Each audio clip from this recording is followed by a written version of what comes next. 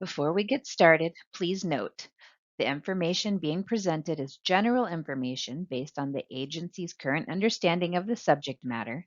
It's subject to change, and it does not constitute legal advice. You're advised to seek your own legal counsel before acting on any information or guidance being presented. The training today will cover the following information: actions you need to take prior to starting the application, the required schedules that must be completed before accessing the application, such as the Special Collections SC 5003 and the Applicant Designation and Certification Form, how to access the grant within eGrants, reviewing applicant information and contacts selected, completing the schedules, important information to consider, budget and supporting documentation, and the gun-free report, updates in the 2023-2024 ESSA Consolidated Federal Application, and available grant resources that may assist you along the way. Please use the Q&A feature to ask questions as we go along, and we'll do our best to answer them during the presentation. There are a few preparations that TEA strongly suggests doing to get ready for all eGrants. The first thing we suggest is review and update all the information in Ask TED. Be sure LEA and campus information in Ask TED is current. Work through your district's Ask TED coordinators to check and update campus information and grade span. As you check and update other LEA information, TEA's homepage can be very helpful. 2, after consulting with your district's coordinator to update information in Ask TED, please verify staff has TEAL and eGrants access.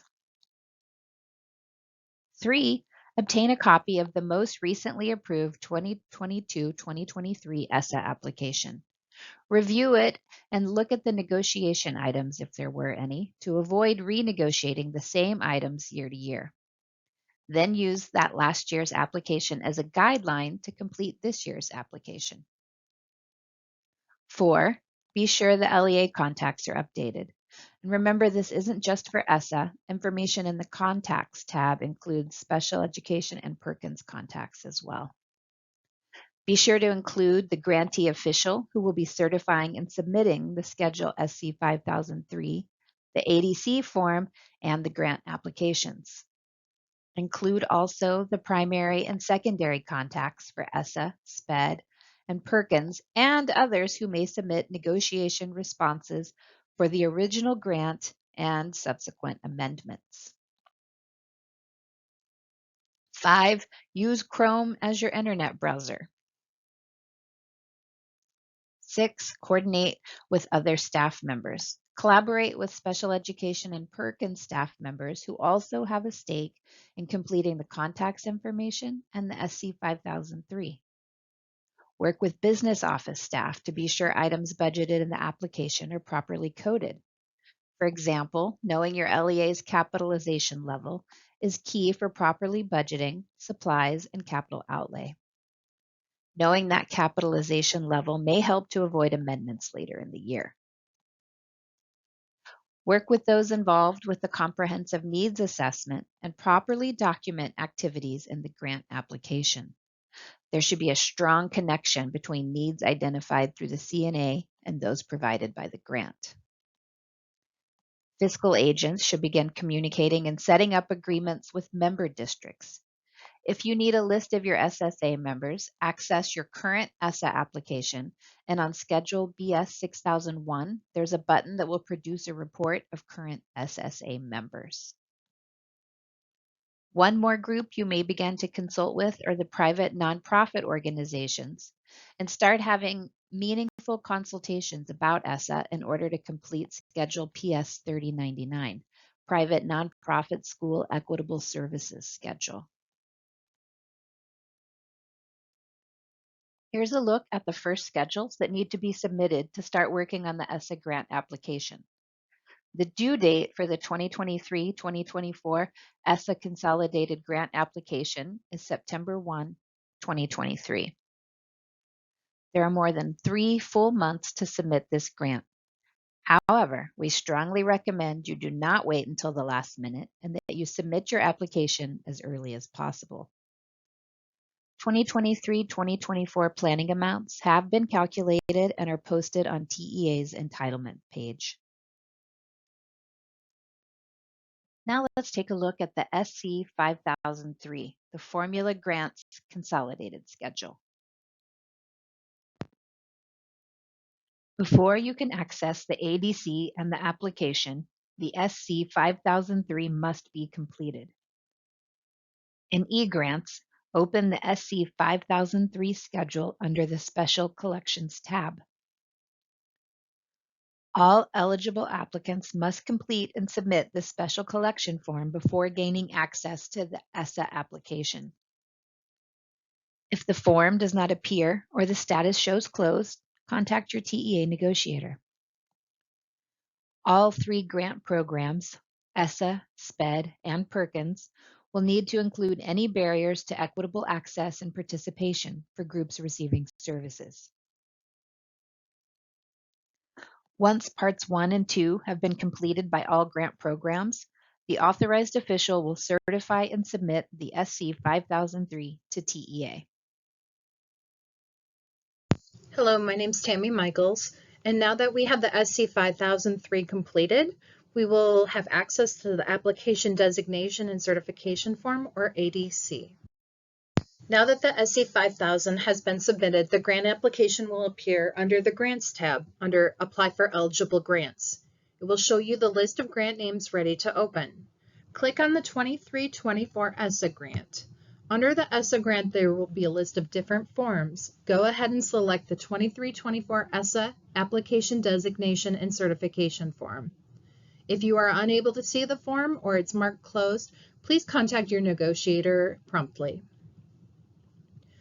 When 2 or more school districts, open enrollment charter schools, or ESCs enter into an SSA, a formal written agreement is required that defines the composite entity and describes the responsibilities of the fiscal agent and each of the SSA members. The responsibility for compliance belongs to the non-federal entity, or fiscal agent, receiving the subgrant award. The SSA agreement must define the roles and responsibilities of the fiscal agent and the member districts, including the responsibility for policies and procedures. You may find more information about that under Grant Basics and General and Fiscal Guidelines on the Grant Administration website.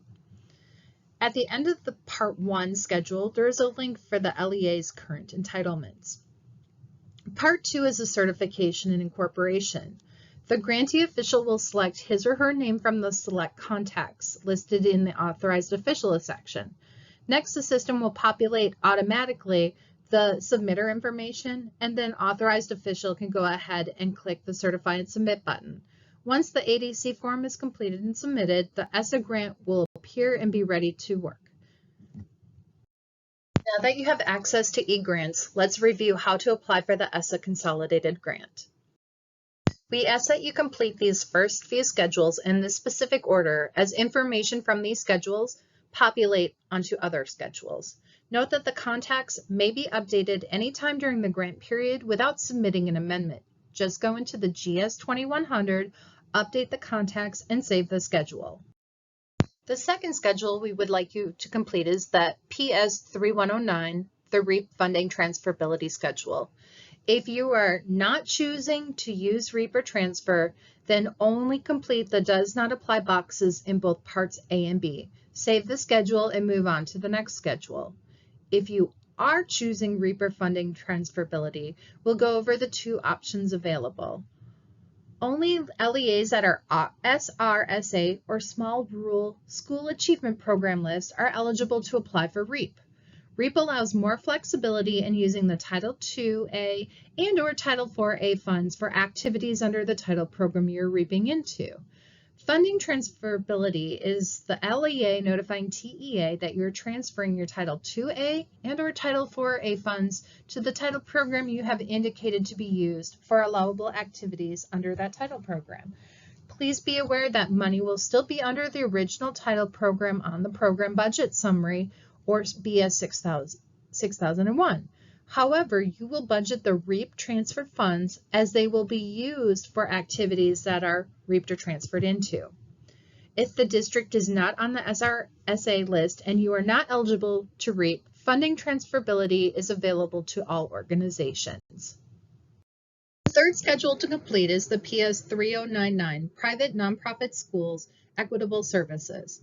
Part 1 is the Private Schools Consultation and Participation section. In Section A, it asks, are any private nonprofit schools located within the LEA's boundaries? And does the LEA have any Title I Part A eligible students attending private nonprofit schools outside the boundaries? If the answer is no for both questions, click no, and the rest of the schedule will gray out. You may scroll to the bottom and save. If you answer yes to either question in Section A, Part 1, Section B must be completed, indicating if private nonprofit schools are participating in any of the title programs you are applying for. If PNPs want services from Title 1A, then mark yes under Title 1A, and so forth until all participation is indicated. For Part 1, Section C, select both assurances. By doing so, your LEA assures compliance with requirements in Section 1117B1 and/or Section 8501C1. Part 2 is the Equitable Services Calculation. This is an example for Title 2A. The LEA only completes the following. Line 1, total student enrollment in LEA. Line 2, total student enrollment in participating private schools. And line 8, the LEA reservation for direct administration. If the LEA is using funding transferability, lines 5 and 6 will populate amounts from information entered on the PS 3109. The system will then auto-calculate the PNP equitable services amounts as the calculated private school reservation. We will continue our training on the next schedule listed on the table of contents, the PS 3101. This schedule is used to indicate district reservations. As you can see here in the slide, Section A, lines 1 and 2 are now REAP lines showing amounts if you have chosen to REAP funds into Title 1A from the PS 3109. This is for information only and does not affect allocations. Part 1, Section B, line 1 auto-populates your entitlement amount with amounts transferred into Title I Part A indicated on lines 2 and 3 from the information entered into the PS 3109. The total funding and transfer amounts will auto-calculate on line 4.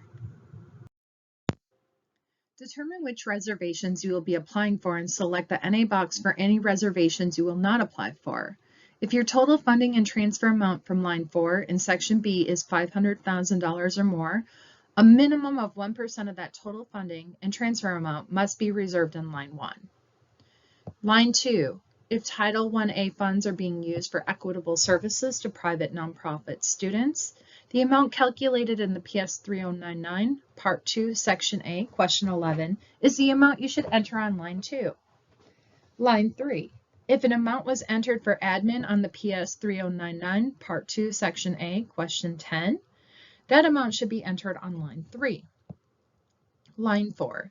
If you have served campuses offering preschool, you may reserve funds at the district level on line 4. Line 5 is for administrative costs, including personnel. But if you are reserving for admin personnel, there should be admin positions indicated on the BS 6101.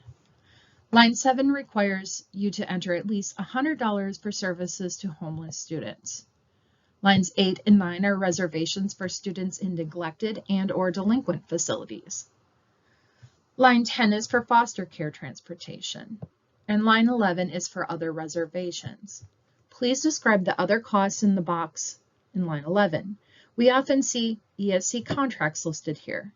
And finally, please remember that these are district reservations, but the majority of Title 1A funding must be used for direct services to students, and so the total reserve funds must be reasonable and appropriate and not more than 30%, and will be questioned if otherwise.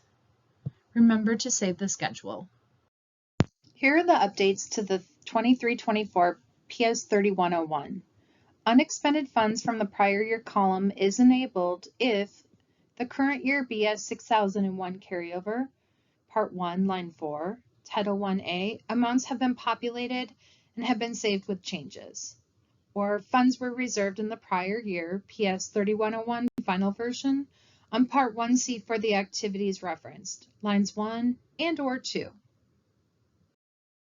The PS 3102 is the Title I Part A neglected and Title I Part D Subpart 2 delinquent schedule. If you serve one of these facilities, some information from the facility's special collection report will pre-populate, starting with a local facility name on line 1. Under the facility status section, you will only need to mark if the facility is closed, along with answering the question asking if any services were provided in the school year 23-24. Indicate the type of facility and whether you're using Title I Part A or Title I Part D Subpart 2 to support the facility. Next is the date of the agreement letter with your facility and the written agreement assurance box. If a facility opens after you have completed and submitted your facility special collection report, you can manually enter the information under New Facility for the neglected and delinquent and completing the necessary information. Part 2 must then be completed for your planned expenditures, and at least one expenditure must be selected. Remember to save the schedule. This is the PS 3103 Title I Part C migrant schedule. If you are not applying for migrant funding, then the schedule will not populate on your table of contents. Part 1, you will enter the date of the most recent consultation with the Parent Advisory Committee. The consultation date should be between the first working day in January of the calendar year the grant opened and the submission date of the original application. Part 2 is for required program activities, and Part 3 is the priority for service action plan, and all are required in order to complete the schedule. Part 4 is where you indicate the planned supplemental activities or services that you will be supplying to different grade levels. You may select any and all that apply, but there must be at least one check or checks for each grade level. If you choose NA for any of the 4 grades listed, an explanation of the NA must be entered in box number 5. This is the PS 3104. It is the Title II Part A schedule. Part 1, Section A, lines 1 and 2 reflect the REAP amounts transferred into or out of Title IIA on the PS 3109. This is for information only and does not affect allocations. Part 1, Section B, line 1, auto-populates your entitlement amount with amounts transferred in from Title 4A, indicated on line 2, and amounts transferred out of Title 2A, indicated on line 3 from information entered into the PS 3109. The total funding and transfer amounts will auto-calculate on line 4. At the top of the page, there is a checkbox indicating that the LEA is redirecting 100% of its Title II funds using REAP funding transferability. If you are reaping or transferring all Title IIA funds out of Title IIA, then you will check this box and the rest of the schedule will not be available to you. But if you have funding indicated on line 4, then Section C has options for planned use of funds and an other box for other allowable activities, not included in lines 1 through 3. And for anyone who has private nonprofit schools participating in Title II Part A on the PS 30099, be aware that line 2, professional development and growth specific activities, is the only acceptable use of funds for those private nonprofit schools and should be indicated here. For those choosing evidence-based activities, you may have classified those in class size reduction in the past. If you're using these funds for class size reduction to hire professional staff, you will need to have documented that this is evidence-based, that it is being used to improve student outcome, and that the staff person is not being hired to meet the state requirement of the 22:1 ratio. The PS 3106 is the Title III Part A schedule. In Part 1A, supplemental activities for language instruction educational programs, at least one item must be checked. In Part 1B, supplemental activities for parent, family, and community engagement, all 3 activities are required, so all 3 boxes must be checked. And in Part 1C, supplemental activities for professional development, there are 5 activities listed along with another line. If you check the number 6 other line, you must also include one of the 5 listed activities. And remember to save the schedule. Let's continue with the PS 3107. Part 1, Section A pre-populates. Please double check that the amounts are correct and move along to the next part of the schedule. In Part 1C, Planned Use of Funds, lines 1 through 4 must equal the amount shown in Part 1B, line 4, total allocation and transfer amount. If this amount is less than $30,000, the LEA may select one service area from activities to support well-rounded educational opportunities, activities to support safe and healthy students, or activities to support effective use of technology. If the amount found in Part 1B, line 4 is over $30,000, then you will have to enter amounts for all three service-based areas on the requirements and rules indicated.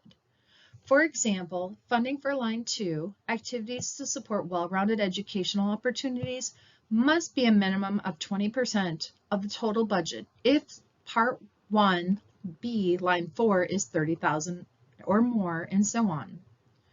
For line 1, administration, you are limited to a maximum of 2% of the total budget, including transfers. Lines 1 through 4 and 5 are separated because the amounts in lines 1 through 4 must total 100% of the total budget from Part 1B, line 4, and line 5, technology infrastructure, is a subset of the amount listed on line 4, activities to support effective use of technology, and the amount on line 5 is limited to 15% of the amount of line 4. In Part 2A, Comprehensive Needs Assessment, you are asked to check one of two boxes.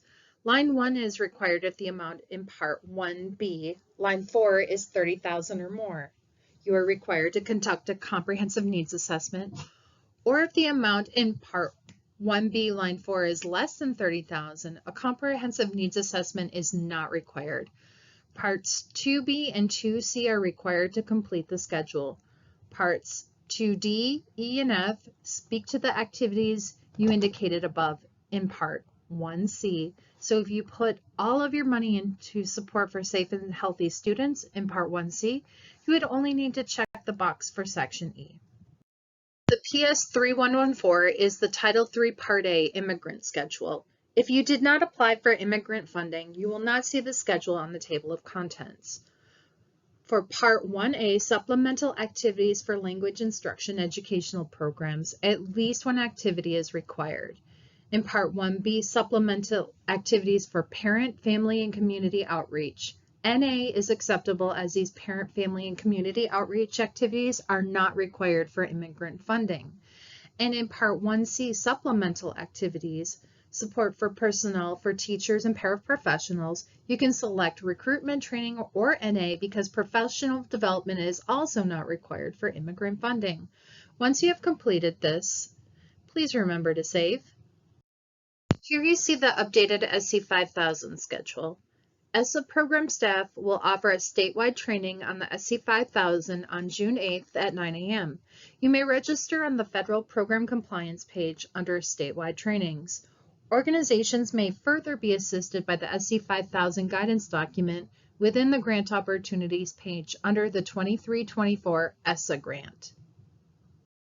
Only eligible LEAs that require a Title I Part A carryover waiver will be contacted by the Grants Administration Division to negotiate this waiver request. The condition of eligibility is defined as an LEA with an entitlement of $50,000 or more and with a carryover in excess of 15% of your maximum entitlement from the previous school year. The LEA is contacted and asked to complete and submit a form to TEA, and we will enter the information you submit on that form into the WV 4001. Do not complete the schedule by yourself. Now we will review the budget schedules. All supporting schedules will have to be saved in order to complete the budget pages.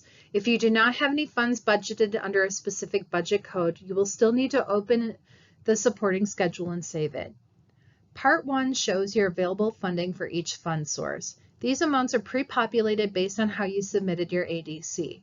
If you selected Apply on your own, you will see planning amounts. If you selected Apply as a fiscal agent, you will see the fiscal agent's amount, plus the amounts for your SSA members that have designated you as their fiscal agent. To view the list of members, click on the button at the top of the schedule titled View list of SSA members. It will list all LEAs that selected you as their fiscal agent. You can verify who has submitted their ADC and reach out to those who have not completed their ADC, so you may complete the application on their behalf. Part 2 is the section in which you will budget the amounts for each class object code. This schedule must be completed and saved with no errors before the other supporting schedules will open. This is the only time you complete the BS 6001. Once it has been saved and completed with no errors, you will have access to the other supporting budget schedules, even if you receive another error message in the BS 6001. BS 6001 Part 2. Enter your details by class object code. Add payroll cost, professional and contracted services, supplies and materials, other operating costs, debt services, and capital outlay. Line 9 is where indirect costs are entered. If you did not apply for funds or have SSA members, those areas may be grayed out or you will not be able to put funds into those columns. If you transfer funds from Title II or Title IV into Title I, the funds will still show up under the original budgeted sources. If you are reaping or transferring those funds into Title I, it is up to the local LEA's policy as to how they will budget those funds and pay funds out for reimbursement. This will not be shown on the budget schedule. If you add budget amounts for class object codes, then you will have to complete the supporting schedule. There is no supporting budget schedule for 6300 because 6300 does not require specific approval. If you wonder what items require specific approval, TEA's Grant Resources page has a budgeting cost guidance handbook that lists what requires specific approval and what does not require specific approval. ES 6001 Direct Administrative Costs. If you are receiving Title III Part A, Part 2B will appear and you will need to identify any direct administrative cost under the direct class object code. The system will check validations as Title III Part A is limited to no more than 2% of direct administrative cost. If you do not have direct administrative cost, you can leave the section blank and save the schedule. If there are no errors, the schedule should state it is complete and you can move to the next schedule. BS 6101 Payroll Cost. Part 2, Line 1 is for your administrative support staff. Enter the number of positions for each fund source. If you are split funding a position, include them on the schedule. Keep documentation locally in regard to time and effort. Part B and C are just checkboxes. You do not have to list the number of positions. Indicate if the positions are LEA or campus positions. The LEA must determine how to classify the position as professional staff or paraprofessional. That is defined locally. TEA does not make those distinctions because every LEA is different as to how they code their personnel and their job descriptions are different. Note that payroll costs Part 3 is our most frequently negotiated schedule within ESSA, SPED, and Perkins 5. Part 3, Line 1, school-wide personnel applies for all funding sources. Usually it applies to Title I Part A funds for those campuses you have identified on the SC 5000 as being school-wide. This checkbox covers all personnel at that school-wide campus. That includes paraprofessionals and professionals or any staff member if they are being paid out of Title I Part A. You can check this box. You are not required to check them under Part 2C under campus staff. This box covers them all. However, since it is only one checkbox and it covers any fund source, you will have to make sure if you are using this that you are not using REAP or transferability. This would only apply for Title I Part A. If you are using REAP or transferability for Title II or Title IV and your 100% is going into Title I-A, then that checkbox would apply for those funds that are budgeted for payroll. Also, if you want to use it for all funding sources that you budget for, if on the SC 5000 you are combining your funds at the campus level, the school-wide checkbox would also apply. There is no validation in eGrants for this. If you are unsure, contact your negotiator and they can look at how you have the funds budgeted and how you have your campuses designated and assist you. Line 2, stipends and extra duty pay can be checked for any fund source. BS 6201, Professional and Contracted Services. There are 2 lines on the schedule that you may need to complete if appropriate. If you place funds on the BS 6001 Program Budget Summary for Class Object Code 6200, then the amount will automatically go under remaining 6200, costs that do not require specific approval. If you place funds under rental or lease of buildings or professional and consulting services, any amount that is remaining will automatically go under amounts that do not require specific approval. Refer to the program guidelines and EDGAR rules for items that require specific approval. Costs that do not require specific approval are listed on page 7 and 8 of the Budgeting Cost Guidance Handbook. All other contracted services require specific approval, and the amount should be listed on line 2. Also refer to your local policies and bid processes. Example of a cost that requires specific approval are rental and lease of buildings, space in buildings or land. Professional development also requires specific approval. If nothing is budgeted under 6200 on the BS 6001 Program Budget Summary for Class Object Code 6200 and all the remaining amounts are 0, you will only need to save the schedule to complete it. We will skip 6300 Supplies and Materials because this fund source does not require specific approval. BS 6401 Other Operating Costs. Some of the items we will see in this section are out-of-state travel, travel for students to conferences, and educational field trips. The items that require specific approval are listed on lines 1 through 7. Place dollar amounts under the appropriate fund source and complete the required documentation, and either keep documentation locally or submit the pre-authorization as notated in each line. EDGAR requires subgrantees to take specific steps to seek approval or document intent before expending federal funds on certain activities. TEA has developed different forms to help LEAs meet these requirements. Most of these forms are now maintained in a secure, automated online system called EDGAR Forms WorkApp System. This automated system tracks the submission, review, and approval of forms. Items that require pre-authorization in writing must be approved by the program area to have it charged to the federal grant. There is a link at the bottom of the page titled Website for Approval Documents that will take you to the EDGAR Forms Smartsheet. Please note that the BS 6401 schedule has been updated so that line 6, non-employee costs for conferences, will be enabled for all fund sources except for Title I, Part D, Subparts 1 and 2. BS 6501 Debt Services, SPIDAs. SPIDAs are subscription-based information technology arrangements for terms greater than 12 months for applicable grant programs. TEA has revised the BS 6501 schedule accordingly. As you can see, SPIDAs are part of the debt services schedule in line 1 and 2, then further broken down in Part 2. Subscription-based information technology arrangement, or SPIDAs, may include cloud computing, service contracts, routine maintenance, and minor updates. Generally, these are subscriptions for more than 12 months and less than 5 years. BS 6501 Debt Services Lease Purchase. This is for a lease purchase that is for more than 1 year. If you have a purchase that can be paid in a year, you may budget it as a direct purchase. This schedule is for a lease purchase that is usually 2 to 3 years. In Part 1, you will need to place the funds under the correct fund source and identify if it is line 3 capital lease principal, line 4 capital lease interest. Part 1. If funds are not budgeted for library books and media or capital expenditures for additions, improvements, or modifications, the remaining amount populates in line 3. Line 3 auto-populates from the BS 6001 and will be itemized in Part 2, Furniture, Equipment, Vehicles, or Software. In Part 2, you will need to include a generic description of the equipment, the funding source, and the number of units. Also include a description of how it will be used to accomplish the goals of the program.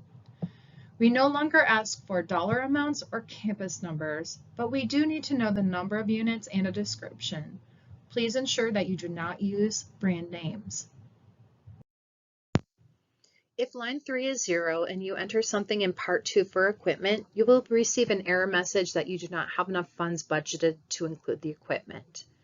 When budgeting, make sure the items are aligned with your local and federal policies as to how you capitalize.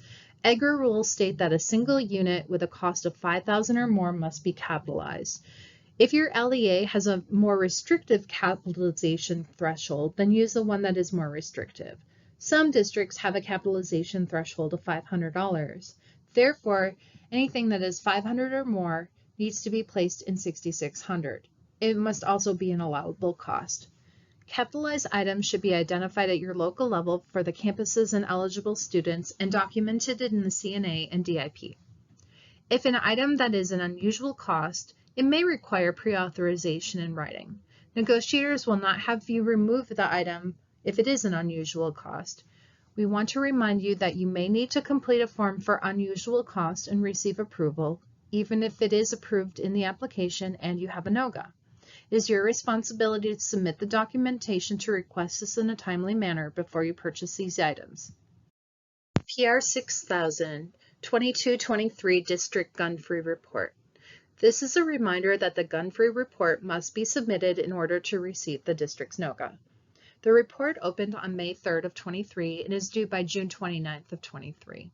The report is on eGrants under the Compliance Reports tab. As a federal requirement to receive federal funds, the report must be submitted prior to receiving a NOGA. You will still be able to submit your application, but the NOGA to receive funds will not be issued until the report has been submitted to TEA. Now let's look at some grant resources we have available for you to help you complete your application and anything else you may need that's grant related. On the federal program compliance site, there are FAQ documents to assist you with many of your questions on the various title programs. It's a great place to start. There's also contact information for each of the program staff members. The Grant Compliance and Administration link has an abundance of resources.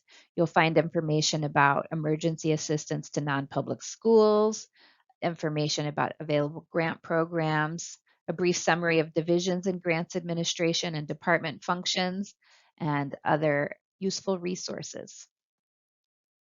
The SC 5000 guidance document will assist you when you're completing the SC 5000 schedule by giving you an overview of each section of the SC 5000. The non-regulatory guidance link gives you information about LEA identification, selection of school attendance areas, and schools and allocation of Title I funds to those areas and schools. The USDE guidance documents link provides guidance on the implementation of the Elementary and Secondary Education Act. Now here's an in-depth look at the Grants Administration's landing page. The Grants bar covers all things Grants Administration. Grant Basics includes descriptions of the different types of grants awarded by TEA. Applying for a grant offers guidance on completing and submitting applications, the review and negotiation process, and forms for prior approval, disclosure, and justification. Administering a grant provides information about compliance with regulations, payment request and expenditure reporting, time and effort reporting, amending an application, and best practices for administering a grant. The Grant Resources link has a list of popular resources like FAQs, Budgeting Cost Guidance Handbook, General and Fiscal Guidelines, When to Amend Guidance, and links to training resources. The second blue bar, Related Content Pages, provides quick access to important and frequently needed information that's located on our various web pages. The third blue bar outlines Grant Administration's contact information. The Division Contacts link takes you to a list of grant negotiators by region with all of their contact information, as well as contact information for expenditure reporting. We highly recommend that you bookmark this page.